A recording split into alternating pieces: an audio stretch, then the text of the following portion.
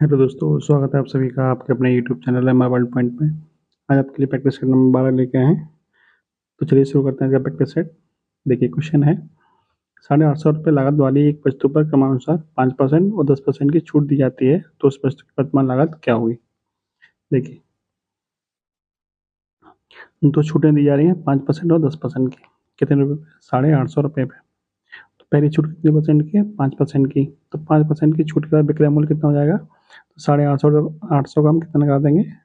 95% निकालेंगे, ठीक है। क्योंकि 5% है तो 100 में इसके 5 यानी कि 95%। दूसरी छूट कितनी है? 10% की है, यानी कि इसका हम क्या निकाल देंगे फिर? 90% निकाल देंगे। तो जो इसको सॉल्व करने का आंसर आएगा वही आपका फाइनल आंसर होगा। अब देखते हैं कि इसको सॉल्व कैसे करेंगे। देखिए एक तरीका तो ये है कि आपको पता है कि 2 जीरो से 2 जीरो ये कट जाएंगे, बाकी 100 से और कुछ कटेगा नहीं। मतलब कुल मिला के आंसर जो आएगा वो आपका पॉइंट में आंसर ही आएगा। तो एक ही ऑप्शन ऐसा है जो पॉइंट में आ रहा है। दूसरा तरीका क्या है इसका? देखिए दूसरा तरीका इसका ये है कि यहाँ पे कितना बच गया? 9। अब 9 का गुणा इस सम में होगा, तो इसका मतलब जो इस संख्या के अंकों का जो योग होगा वो क्या होगा? वो डिजिट सम में कितना होगा? 9 ही होगा। यानी उसके अंकों का योग आपका 9 से कटना चाहिए। तो अपने ऑप्शन चेक कर लीजिए किसके अंकों का योग 9 से कट रहा है। तो देखिए 7 और 5 12 और 7, तो 7 और 7 14, ये नहीं 9 से कट रहा, ये भी नहीं कटेगा। 6 और 5 11, ये भी नहीं कटेगा। इसका देखिए आता तो 9 9 6 15, 15 7 22 और 5 27, ये आपका 9 से कट रहा है। इसका मतलब डिजिट सम भी आपका क्या है? मैच कर रहा है। आपका ये तरीका हो गया इसको सॉल्व करने का। यहाँ पे आप गुणा करेंगे तो आपका टाइम ज़्यादा खराब होगा। आपको दोनों तरीके अपनाने, ऑप्शन से भी और ट्रिक से भी। नेक्स्ट देखिए, कोई रेलगाड़ी अपनी सामान्य चाल की 7/11 चाल से चलकर किसी स्थान पर 22 घंटे में पहुंचती है। सामान्य चाल की 7/11, यानी कि पहले चाल यदि 11 थी तो अब चाल कितनी है उसकी? 7 है, ठीक है। तो पहले समय यदि 7 लग रहा था तो अब समय कितना लगेगा? 11 यूनिट समय लगेगा, क्योंकि चाल का जो अनुपात होता है और समय का अनुपात क्या होता है? वो एक दूसरे के विपरीत होता है। यानी पहले चाल यदि 11 थी तो अब चाल कितनी है? 7 है। तो पहले समय यदि 7 लग रहा था तो अब समय कितना लग रहा है? 11। लेकिन समय अब कितना लग रहा है? 22 घंटे। तो 11 यूनिट की वैल्यू कितनी है? 22 घंटे। एक की वैल्यू कितनी हो जाएगी? 2 घंटे। तो 7 की वैल्यू कितनी हो जाएगी? 7 दूनी 14 घंटे। इसका मतलब पहले समय कितना लग रहा था? 14 घंटे। अब कितना लग रहा है? 22 घंटे। तो कितना समय बचा लिया पहले की तुलना में? कितने समय की बचत हो रही है? तो अब बचत हो रही है आपकी 8 घंटे की, ठीक है। ठीक है। आपसे पूछा है कि रेलगाड़ी यदि अपनी सामान्य चाल से चले, यानी पहले चाल से चले तो कितने समय बचा लेगी? तो वो आपके 8 घंटे बचा लेगी, ठीक है। आपको ये तो पता ही है कि जो समय चाल का अनुपात होता है वो समय के अनुपात से विपरीत होता है। 11:7 था, 7:11 हो जाएगा। 11 की वैल्यू 22 है, 1 की वैल्यू 2, तो 7 की वैल्यू 14 है। यानी पहले 14 घंटे लग रहे थे, अब 22 घंटे लग रहे हैं। तो पहले कितना समय बचा रही थी? वो पहले चाल से चलने पर, सामान्य चाल से चलने पर तो आपके 8 घंटे बचा लेगी। नेक्स्ट है, यदि कोई व्यक्ति एक वस्तु 480 रुपये में बेचने पर 20% की हानि उठाता है तो 20% लाभ कमाने के लिए वस्तु को कितने रुपये में बेचना होगा। देखिए मान लेते हैं वस्तु की कीमत कितनी है? 100 रुपये है। तो 20% की हानि पे बेची जा रही है, इसका मतलब वो 80 में बेची जा रही है। तो एक्चुअल में कितनी बेची जा रही है? 480 में बेची जा रही है। 80 की वैल्यू 480, तो 1 यूनिट की वैल्यू कितनी हो जाएगी? 480 बटे में 80, यानी कि 6। तो 100 की वैल्यू कितनी हो जाएगी? 6 × 100, यानी कि 600। यानी उस वस्तु का क्रय मूल्य कितना हो गया? 100 हो गया, सॉरी 600 हो गया। आपसे बोला 20% लाभ पे बेचे तो वस्तु हमने क्रय मूल्य कितना माना था? 100 माना था। 100 का 20% कितना हो जाएगा? 120, ठीक है। 100 का 20% लाभ यानी कि 20 रुपये लाभ हो जाएगा, तो 120 में बेची जाएगी। तो 120 यूनिट की वैल्यू कितनी हो जाएगी? एक की वैल्यू कितनी है? 6। तो 120 की वैल्यू कितनी हो जाएगी? 120 × 6, यानी कि 720, ठीक है। तो ये वाली लाइन निकालने की कोई ज़रूरत नहीं थी, फिर मैंने निकाल दी, तो थोड़ा ध्यान रखिएगा, ठीक है। 120 यूनिट की वैल्यू कितनी हो जाएगी? 720, ठीक है। Option number C. नेक्स्ट देखिए, 5544 सेंटीमीटर स्क्वायर क्षेत्रफल वाले एक वर्ग की त्रिज्या का 3/14वां भाग एक वर्ग की भुजा के समान है। एक आयत का क्षेत्रफल इस वर्ग के क्षेत्रफल के समान है। आयत की चौड़ाई कितनी है? 6 सेंटीमीटर। तो आयत की लंबाई ज्ञात कीजिए। देखिए देखिए बीच में वीडियो रुक गई थी, मैं आपको दोबारा बता देता हूँ। देखिए 15% की वैल्यू रखी है आपको 45,000, तो 100% की वैल्यू हो जाएगी आपकी 3 लाख रुपए। और 3 लाख में कुल निवेश कितना है आपका? 3 लाख रुपए हो गया। तो 2, 3, 5 और 5 10, 10 यूनिट की वैल्यू कितनी है? 3 लाख है, तो 1 यूनिट की वैल्यू हो जाएगी 30,000। और मनोज का पूछा, मनोज का हिस्सा कितना है? 2 यूनिट, 2 की वैल्यू कितनी हो जाएगी? 6,000 रुपये। ठीक है, इसका 60,000 रुपये, तो इसका आंसर तो हो जाएगा 60,000। अब आते हैं 81वें नंबर क्वेश्चन पे। देखिए इसमें क्या है, किसी संख्या का 2/5, 5/7 का, किसी संख्या का 2/3 और का 5/7 240 है। संख्या हमने x मान ली, तो x गुणा 2/3 गुणा 5/7 240 के बराबर है। इसको काट पीट करेंगे तो x की वैल्यू कितनी आ जाएगी? 504। ऑप्शन नंबर सी क्या आपका सही हो जाएगा। ठीक है, इसको देखिए, किसी पार्टी में 10 व्यक्ति थे, प्रत्येक ने एक दूसरे को 10 रुपये भेंट किए। भेंट में कुल दिया गया धन कितना होगा?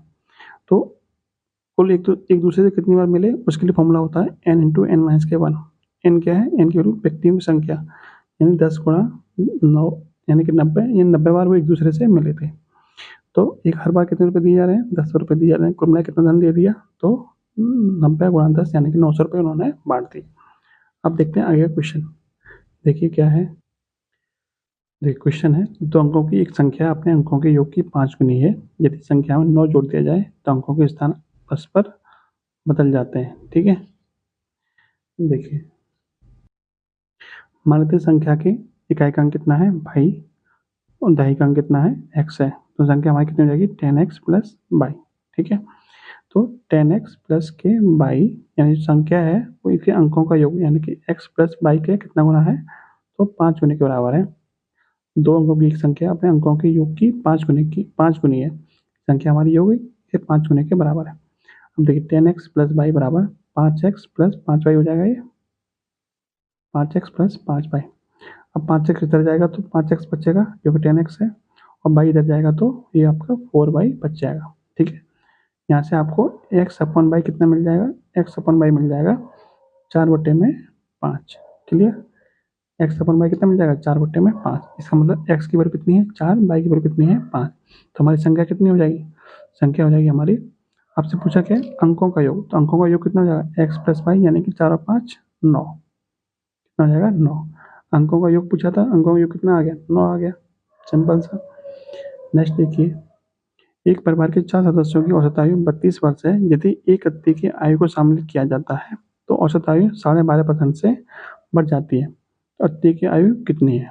देखिए 12.5% का मतलब कितना होता है? 12.5% का मतलब होता है 1/8, यानी 1/8 से बढ़ जाती है। पहला औसत कितना था? 32 था, तो 32 का 1/8 कितना होगा? 4। यानी औसत कितना बढ़ जाता है? तो 4 वर्ष बढ़ जाता है। अब देखिए पहले औसत कितना था? 32 वर्ष था, यानी यदि हम मान लेते हैं कि जो व्यक्ति आया उसकी आयु भी कितनी होती? 32 साल होती, तो हमारा औसत तो कोई फर्क नहीं पड़ता। लेकिन औसत क्या है? बढ़ गया है। कितना बढ़ा है? 4 बढ़ा है। कितने लोगों में बढ़ा है? तो हम लोग कितने हो गए? 4 पहले थे, एक और आ गया, यानी 4 पंजे 20 बढ़ गया। तो इसका मतलब औसत व्यक्ति जो होगा वो कितने साल का होगा? 52 साल का हो जाएगा। यानी 32 तो वो लेके ही आया हुआ, प्लस कितना एक्स्ट्रा लेके आया हुआ? 32 एक्स्ट्रा लेके आया हुआ, जिसकी वजह से औसत कितना बढ़ गया है? तो 4 साल बढ़ गया है। कितने लोगों में बढ़ा है? तो 5 लोगों में बढ़ा है। 4 पहले से थे, एक वो खुद को मिला के 52 साल का वो व्यक्ति हो जाएगा। ठीक है, ऑप्शन नंबर ए। नेक्स्ट देखिए, एक पिता की आयु माँ की आयु से 7 वर्ष अधिक है। माँ की इस समय अपनी पुत्री की आयु की 3 गुनी है। इस समय पुत्री की आयु कितनी है? 10 वर्ष है। तदनुसार पुत्री के जन्म के समय पिता की आयु कितनी थी? ठीक है, देखिए पुत्री अभी कितने साल की है? पुत्री अभी है 10 साल की। 10 की 3 गुनी कौन है? माँ की आयु, यानी माँ कितने साल की हो गई? 30 साल की हो गई। और माँ की जो आयु है वो पिता की आयु से, सॉरी पिता की जो आयु है माँ की आयु से 7 वर्ष अधिक है। यानी पिता कितने साल का हो गया? 37 साल का। ठीक है, पूछा क्या है? पिता की आयु पुत्री के जन्म के समय, यानी 10 साल पहले। 10 साल पहले कितने साल का हुआ? ये 27 साल का। Option number A. क्लियर, दोबारा देख लीजिए एक बार। देखिए इस समय पुत्री की आयु कितनी है? 10 वर्ष है। ठीक है, और जो माँ की आयु है वो पुत्री की आयु की 3 गुनी है। तो माँ कितने साल की होगी? 30 साल की होगी। 10 का 3 गुना 30 साल। और पिता की जो आयु है माँ की आयु से 7 वर्ष अधिक है। इसका मतलब पिता कितने साल का होगा? 37 साल का होगा, 7 वर्ष अधिक। तो पिता वर्तमान में 37 साल का है। पूछा कब है? पिता की आयु पुत्री के जन्म के समय, यानी पुत्री कितनी है? 10 साल की है। 10 साल पहले की आयु कितनी होगी? 27 साल हो जाएगी। ठीक है, नेक्स्ट देखिए, ये तथापि किसी कार्य को कम से 12 और 18 दिन में पूरा कर सकते हैं। एक कार्य वो आरंभ करता है, उसके बाद वे बारी बारी से एक एक दिन कार्य करते हैं। कार्य कितने दिन में पूरा हो जाएगा? देखिए इसको, देखिए, एक दिन में कर रहा है, एक कर रहा है 12 दिन में, ठीक है, बी कर रहा है 18 दिन में। दोनों का एलसीएम कितना हो गया? दोनों का एलसीएम हो गया 36, ठीक है। दोनों का एलसीएम कितना हो गया? 36। यानी एक दिन में 3 काम कर रहा है और बी एक दिन में 2 काम कर रहा है। कुल मिला के एक दिन में कितना काम कर रहे हैं दोनों मिलके? 5 काम कर रहे हैं। क्लियर? एक दिन में 5 काम कर रहे हैं। अब ए पहले काम करेगा, फिर उसके बाद बी काम करेगा। यानी पहले आके एक 3 काम कर देगा एक दिन, फिर अगले दिन आके बी 2 काम कर देगा, ठीक है। फिर 3 काम करेगा, फिर बी आके 2 काम करेगा। यानी एक दिन में कुल मिला कितना, सॉरी 2 दिन में कुल मिला कितना काम हो रहा है? तो 5 काम हो रहा है 2 दिन में, ठीक है। तो ऐसे ही 5 का भाग करेंगे 36 में, 36 में 5 का भाग करेंगे कितना आएगा? 7। यानी 7 जोड़े तो आपके पूरे पूरे बन जाएंगे। यानी 7 दूनी 14 दिन तो आपके पूरे पूरे लग जाएंगे। उसके बाद बचा काम कितना? एक काम बचेगा। एक काम को कौन करेगा? आगे एक काम वो करेगा पहले वाला, यानी एक काम करेगा। और एक दिन में कितना काम करता है? 3 काम करता है। एक काम करने में कितना समय लगेगा? 1/3 दिन का समय और लग जाएगा। यानी 14 दिन तो आपके पूरे पूरे लग जाएंगे ये वाले, और 1/3 दिन और लग जाएगा। यानी 14 सही 1/3 दिन का समय आपका लग जाएगा, ठीक है। नेक्स्ट देखिए, देखिए क्वेश्चन क्या है। मणिक ने 15,600 रुपये साधारण ब्याज की 10% ब्याज की दर वाले एक सावधि खाते में जमा कराए। ब्याज से हुई आय को वो प्रति दूसरे वर्ष मूलधन में मिला देता है। उसको चौथे वर्ष के अंत में मिलने वाला ब्याज कितना हुआ? देखिए, रुपए कितने हैं? 15,600 रुपये हैं। तो 10% की दर से एक साल का ब्याज कितना हो गया? एक साल का ब्याज हो गया आपका 1560 रुपये। 2 साल का कितना हो जाएगा? 2 साल का हो जाएगा 3120 रुपये। 2 साल के अंत में मिला रहा है मूलधन में, तो 2 साल के बाद मूलधन कितना हो जाएगा? 1560, सॉरी 15,600 प्लस 3120 कितना हो जाएगा? ये हो जाएगा आपका 18,720। यानी कि 2 साल के अंत में, यानी तीसरे साल की शुरुआत में आपको ब्याज के लिए मूलधन कितना हो जाएगा? 18,720 रुपये आपका मूलधन हो जाएगा।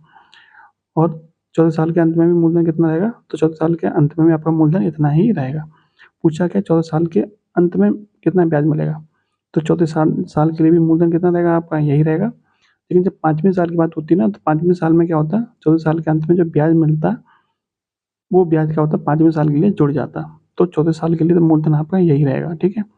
पूछा आपसे चौथे वर्ष के लिए, चौथे वर्ष के अंत में कितना ब्याज मिलेगा? तो 18,720 रुपये पे दर कितनी है आपकी? 10% ही है, तो ब्याज कितना मिल जाएगा? भाग कर देंगे 100 का, यानी कि 1872 रुपये आपको ब्याज में मिल जाएगा। Option number D. नेक्स्ट है, सुरजीत सिंह का वेतन रंजीत सिंह के वेतन का 80% है तथा लतका के वेतन का 120% है। यदि रंजीत का वेतन 15,000 है तो सुरजीत का वेतन कितना हुआ? देखिए, 3 व्यक्ति हैं, कौन कौन? सुरजीत है, रंजीत है और लतिका है, ठीक है।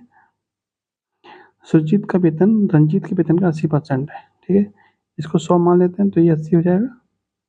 और लतिका के वेतन का 120% है। किसका वेतन?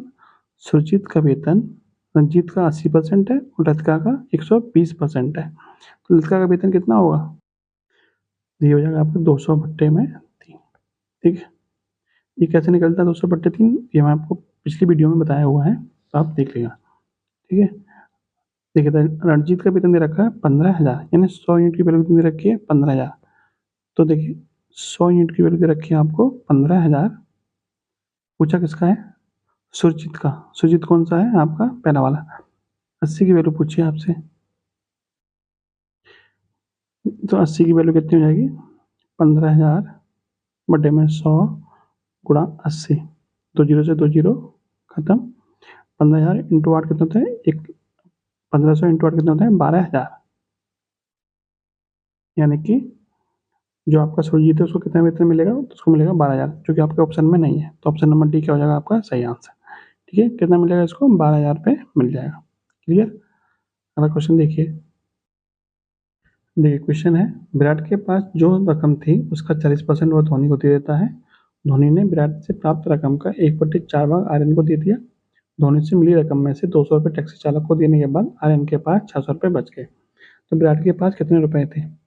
देखिए, इसको 2 तरीके से कर सकते हैं। पहला तरीका देखिए, देखिए एक तो विराट है, एक धोनी है और एक आपका आर्यन है, ठीक है।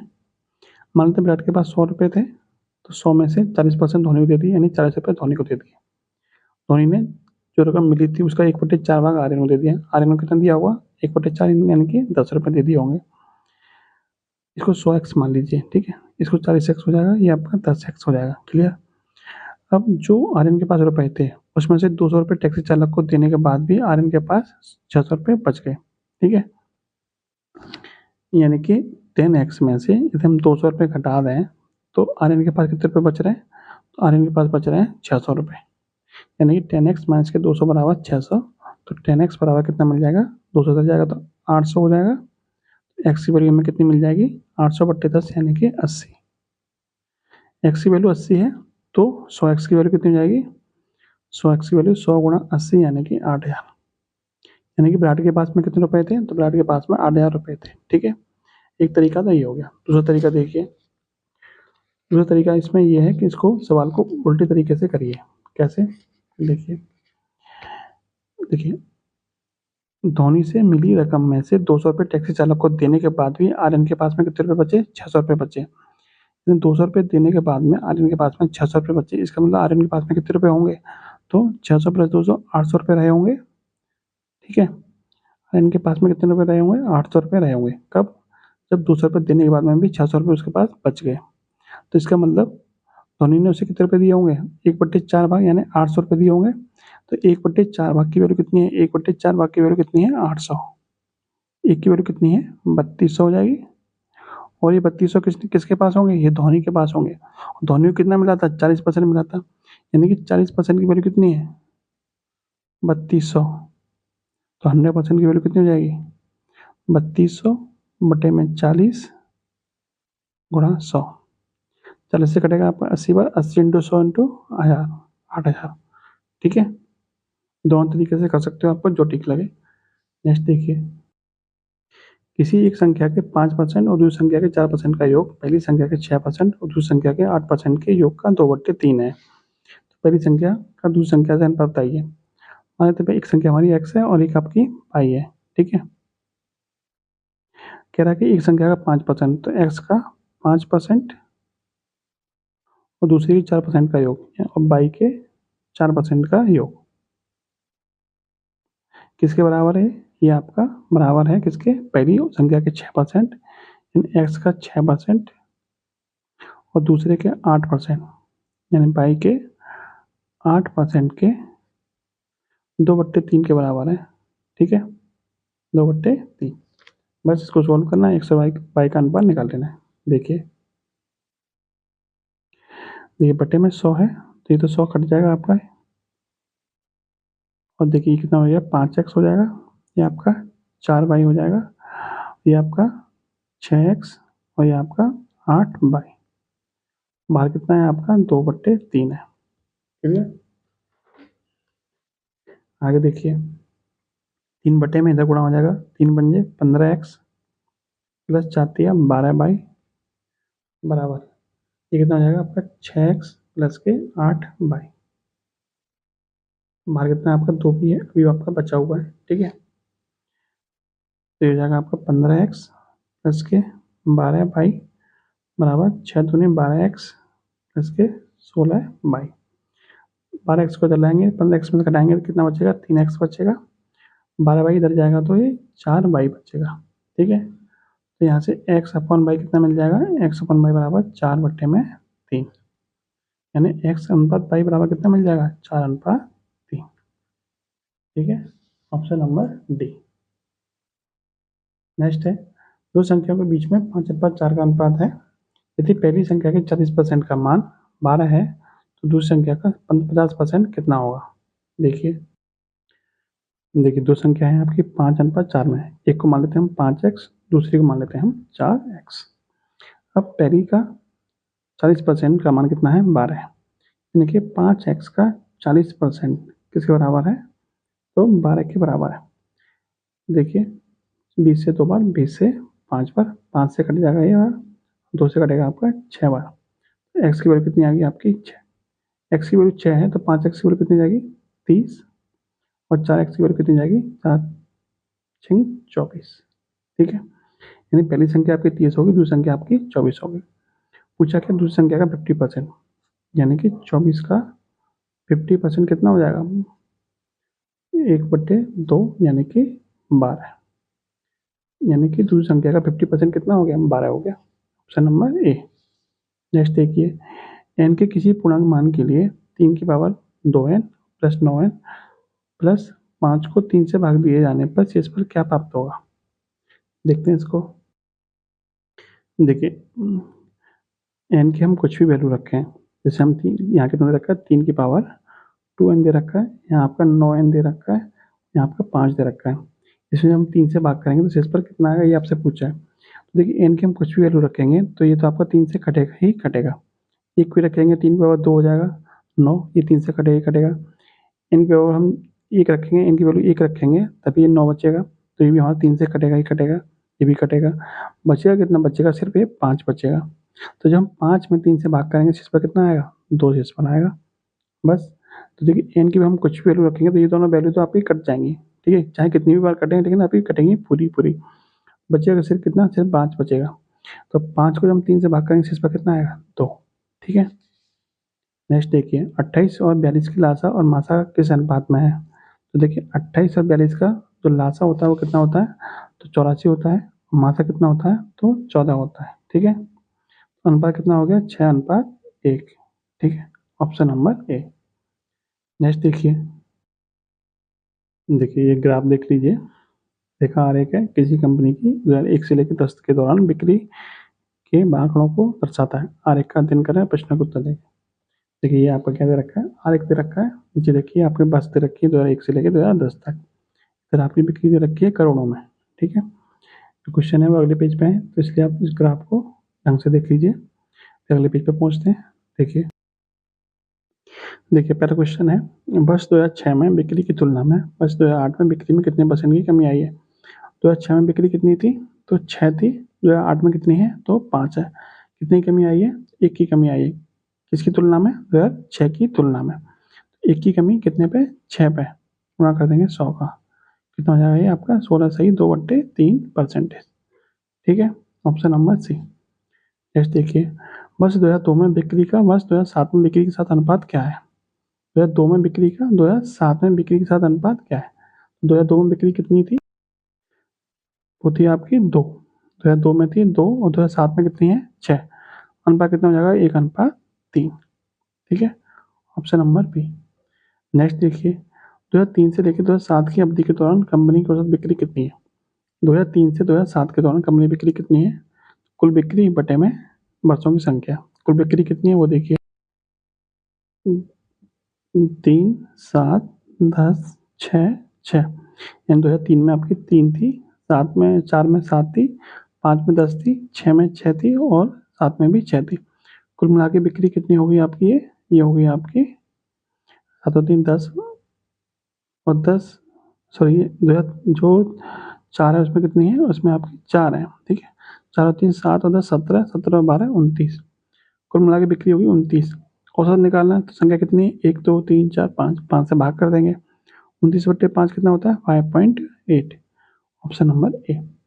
नेक्स्ट क्वेश्चन देखिए, वर्ष 2005 में पिछले वर्ष की तुलना में बिक्री में कितनी बिक्री में वृद्धि का परसेंटेज बताइए। तो 2005 में कितनी बिक्री हुई थी, 2005 में हुई थी 10 की। और 2004 में कितनी हुई है, 2004 में हुई है 4 की। तो कितनी अधिक बिक्री हुई है, 6 की बिक्री हुई है। पूछा क्या, पिछले वर्ष की तुलना में, पिछले वर्ष में कितनी हुई थी, 4। तो 6/4 गुणा कर देंगे 100 का, कितना हो जाएगा आपका ये, 2 से 2, 2 से 3, 2 से 50, 50 दिया 150। यानी कितने % की वृद्धि हुई है, तो 150% की वृद्धि आपकी हो गई है, ठीक है। ये था आज का प्रैक्टिस सेट नंबर 12। कैसी लगी वीडियो कमेंट बॉक्स में जरूर बताइएगा। जय हिंद, जय भारत।